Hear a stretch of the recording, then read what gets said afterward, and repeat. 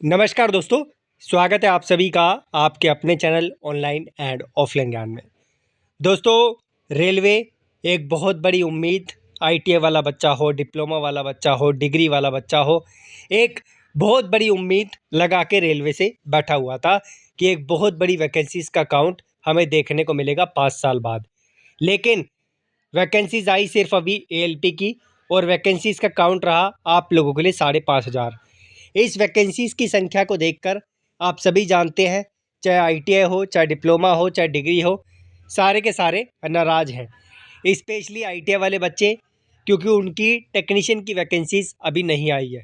तो आप लोगों को बता दूं, आपको याद होगा लंबे समय से आप लोगों के लिए रेलवे से रिलेटेड मैंने इन्फॉर्मेशन देना शुरू किया है और मैंने आपको एक बात बोली थी कि वैकेंसीज़ आप लोगों को इलेक्शन से पहले दिखेगी, 2024 में दिखेगी और यहाँ पर आप लोगों के सामने वैकेंसीज़ आना शुरू है।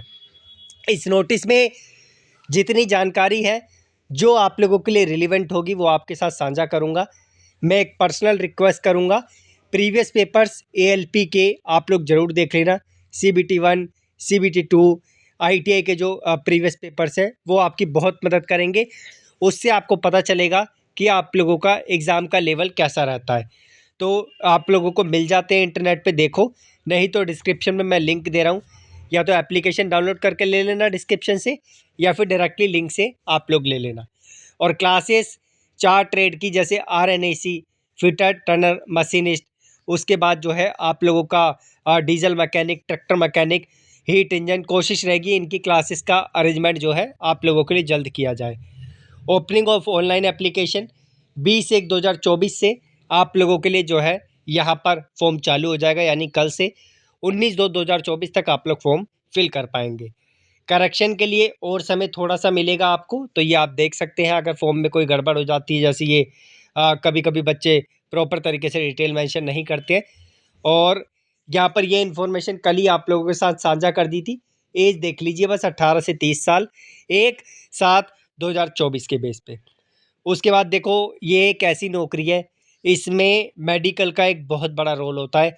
अगर आप फिज़िकली फ़िट नहीं है, मैं जो है आप लोगों की आइज़ बहुत ज़्यादा वीक है, इसका फॉर्म आप लोग मत फिल करना।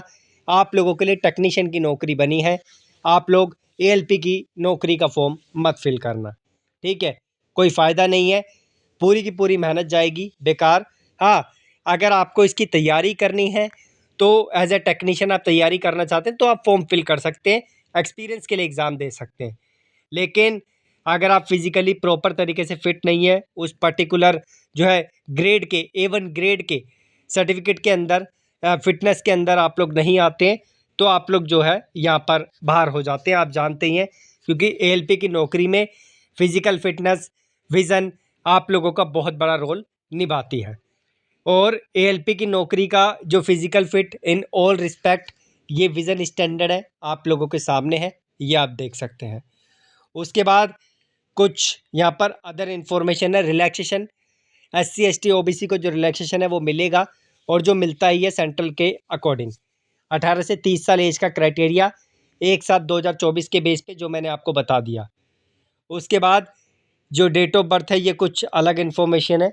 एग्ज़ामिनेशन फ़ी, अगर आप लोग यूआर से आते हैं, ओबीसी से आते हैं, तो आपके 500 रुपये लगने हैं, ठीक है? और इसमें से 400 रुपये ये वापस कर देंगे, लेकिन आपको फर्स्ट स्टेज का एग्ज़ाम देना पड़ेगा। ऐसे ही SC ST, ex serviceman, female, transgender, इनको जो है यहाँ पर 250 रुपये देने हैं, लेकिन इनके पूरे के पूरे 250 रुपये वापस कर दिए जाएंगे फर्स्ट बेस का एग्ज़ाम देने के बाद। मोड ऑफ पेमेंट आप लोगों का ऑनलाइन होगा, जो आप यूपीआई, इंटरनेट बैंकिंग या फिर कार्ड से कर सकते हैं, जब आपके फॉर्म कल से चालू हो जाएंगे। उसके बाद यहाँ पर जो है रिफ़ंड ऑफ एग्ज़ामिनेशन फ़ी, ये मैंने ऊपर बता ही दिया है। मे बी अकाउंट डिटेल्स आप लोगों से मांगे फॉर्म फिल करते टाइम, तो जब फॉर्म फिल होगा तब आप लोगों को इसकी इन्फॉर्मेशन दे दी जाएगी। जो जो रेम्युनरेशन है, जो जो आप लोगों को बेनिफिट मिलते हैं, वो नोटिफिकेशन में आप लोगों को देखने को मिल जाएंगे। जो रिलेवेंट चीज़ें हैं, जो आपके ज़्यादा मतलब की है, उस पर मैं अपनी साइड से फोकस कर रहा हूँ। इसका रिक्रूटमेंट प्रोसेस वैसे मैंने सिलेबस वाइज आप लोगों को मॉर्निंग में ही गौरव जंक्शन पे एक वीडियो बना के दे दी थी, ओल्ड वीडियो, और उसमें मैंने सब कुछ आपको समझा दिया था। एएलपी टेक्नीशियन का जो सिलेबस है वो आप लोग जानते हैं, दोनों का सेम ही होता है। बस जो CBT 2 के बाद अलग क्राइटेरिया होता है वो डिफरेंट आपका हो जाता है। अब सुनिए, नेगेटिव मार्किंग तो इसमें होती है दोनों में, CBT 1 में भी CBT 2 में भी। तो यहाँ पर क्या क्या होगा देखिए, CBT 1, उसके बाद CBT 2 होगा आप लोगों का। उसके बाद जो है कंप्यूटर बेस्ड एप्टीट्यूड टेस्ट होगा, CBET जिसे बोला जाता है। उसके बाद DV होगा, उसके बाद मेडिकल होगा। तो यहाँ पर एक इसका रोल, थर्ड का इसका रोल भी बहुत बड़ा है आप लोगों का। और CBT 1 क्वालिफाइंग नेचर का है। स्टेज 2 के बेस पे आपकी मेरिट बनती है, वो भी आप लोगों का नॉन टेक्निकल जो पार्ट होता है उसके बेस पर। बाकी जो टेक्निकल पार्ट होता है वो आप लोगों का क्वालिफाइंग नेचर होता है। फिर आप लोगों का क्योंकि ALP है तो CBET भी आप लोगों का होगा। और इसके बाद जो है आप लोगों का डॉक्यूमेंट वेरिफिकेशन, और फिर आप लोगों का मेडिकल एग्जामिनेशन। मेडिकल एग्जामिनेशन बहुत बड़ा रोल इसमें प्ले करेगा, इस चीज़ का आपको ध्यान रखना पड़ेगा। CBT 1 ओनली भी स्क्रीनिंग लिखा भी हुआ है यहाँ पे, स्क्रीनिंग होगी खाली आपकी। और candidate belonging to OBC SC ST who are shortlisted for CBT 2 by availing elect standard of age shall continue to be treated as candidate of their respective reserve community।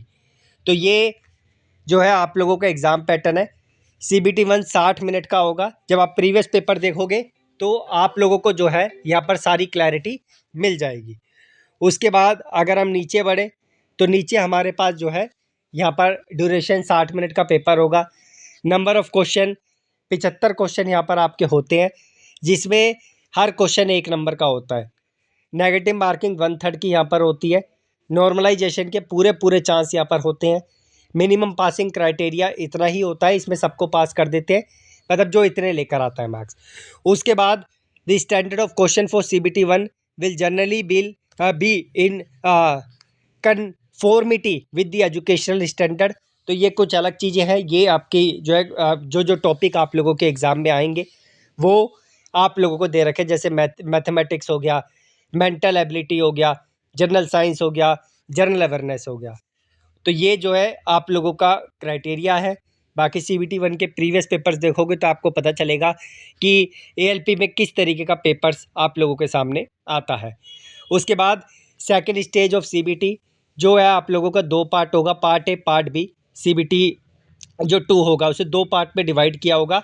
तो ये जो है आप लोगों का पैटर्न है। अब इसे देखते हैं। CBT 2 shall comprise 2 parts, part A part B। Total duration 2.5 घंटे का आपका 2 घंटे 30 मिनट का आपका पेपर होगा। टोटल क्वेश्चन 175 होंगे। पार्ट ए में 90 मिनट आप लोगों को दिए जाएंगे और यहाँ पर जो है 100 क्वेश्चन होंगे। पार्ट बी में 60 मिनट दिए जाएंगे, 75 क्वेश्चन होंगे। पार्ट बी आपका टेक्निकल होता है, यहाँ पे नेगेटिव मार्किंग भी होती है 1/3 की ईच क्वेश्चन अगर आप गलत करते हैं। नॉर्मलाइजेशन होने के पूरे चांसेस होते हैं ALP में, आप लोगों को पता ही होगा। Part A minimum passing percentage for eligibility UR EWS 40% 30%, और ये कैटेगरी वाइज आप लोग देख सकते हैं। जो आप लोगों का पार्ट ए है वही आप लोगों का सब कुछ डिसाइड करेगा कि आप लोग आगे जाएंगे या नहीं जाएंगे। बाकी पार्ट बी जो है वो आप लोगों का यहाँ पर क्वालिफाइंग नेचर का होगा। तो ये पार्ट बी आप लोग देख सकते हैं, इतना परसेंट आपको लाना होगा। और पार्ट ए अगर आप क्वालिफाई करते हैं और अच्छे स्कोर लाते हैं वही आप लोगों को आगे जो है नैया पार करवाएगा और आगे के प्रोसेस में इंक्लूड करेगा। पार्ट ए का सिलेबस यानी जो आप लोगों का स्टेज 2 है उसमें पार्ट ए का सिलेबस आप लोगों के सामने है। इसमें क्या क्या होता है आप देख सकते हैं। आप जानते ही हैं CBT 1 और CBT 2 का पार्ट ए आप लोगों का मिलता है, तो जो CBT 1 की प्रिपरेशन करता है उसकी ऑटोमेटिकली CBT 2 में पार्ट बी की प्रिपरेशन हो जाती है। लेकिन मैं बार बार बोल रहा हूँ, प्रीवियस पेपर्स एक बार ज़रूर नज़र मार लेना, आपको बहुत हेल्प हो जाएगी। पार्ट बी क्वालिफाइंग टेस्ट आप लोग देख सकते हैं, जो क्वालिफिकेशन ऑफ कैंडिडेट है, ट्रेड सब्जेक्ट ऑफ चॉइस है, ये आप लोगों के सामने है। नहीं समझ आता तो बताना, एक सेपरेट वीडियो आप लोगों के सामने बताते हैं। अब आप लोगों को पता होगा कि यहाँ पर जो है आप लोगों के लिए कंप्यूटर बेस्ड टेस्ट अगर आप क्वालिफाई करते हैं, दोनों के दोनों अगर आप आगे पहुँचते हैं तो साइको भी इसमें आप लोगों का लिया जाता है। और आई थिंक 15 गुना बच्चों को ये लोग बुलाएंगे एक बड़ी मात्रा में, और उसी में ही जो है आप लोगों को छटनी देखने को मिलेगी। ये वेबसाइट है, जो RRBs इसमें पार्टिसिपेट कर रही है सबके नाम आप लोगों को दे रखे हैं। कल से इसका फॉर्म चालू भी हो जाएगा, कुछ जनरल गाइडलाइंस है जो आप लोगों के सामने है। मोड ऑफ एप्लीकेशन कल से आपका चालू होगा। मुझे एक चीज़ आप लोग बता देना, अगर आप लोगों को कुछ समझ नहीं आ रहा, इसमें दिक्कतें हो रही है, नोटिफिकेशन में चीज़ें क्लियर नहीं है, मुझे बताना, मैं आपको कमेंट में या फिर सेपरेट वीडियो बना के क्लियर कर दूंगा। आईटीआई की सारी ट्रेड मैं आपको बता चुका हूँ, एएलपी की बार बार रिपीट करने की ज़रूरत नहीं है। और यहाँ पर एनसीवीटी एससीवीटी दोनों कर सकते हैं। और एक चीज़ और, आपने अगर जो है यहाँ पर अप्रेंटिस की हुई है तो भी आप इसका फॉर्म फिल कर सकते हैं ऊपर की ट्रेड में। फॉर एग्जांपल आपने 10th पास किया है और साथ में आपने अप्रेंटिस किया है तो आप लोग इसका फॉर्म फिल कर पाएंगे। लेकिन कंडीशन यही है, जो आप लोगों का एआईटीटी का सर्टिफिकेट है वो आपके पास होना चाहिए। उसके बाद इसमें डिप्लोमा वाले बच्चे भी कर सकते हैं, इंजीनियरिंग वाले बच्चे भी कर सकते हैं। तो ये कुछ अलग अलग कंडीशंस हैं। ये वैकेंसीज़ का सेग्रीगेशन है, किस जोन में कितनी है, किस कैटेगरी में कितनी है। तो ये जो है 5,696 वैकेंसीज़ का सेग्रीगेशन है, आप लोगों के सामने है।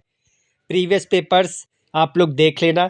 एप्लीकेशन में एक प्रीवियस पेपर्स का सेक्शन बना हुआ है, नया एप्लीकेशन है, या तो आप उससे जाके ले लीजिए या फिर आप लोग डायरेक्टली लिंक से, दूसरे नंबर पे लिंक है उससे जाके आप लोग देख लीजिए।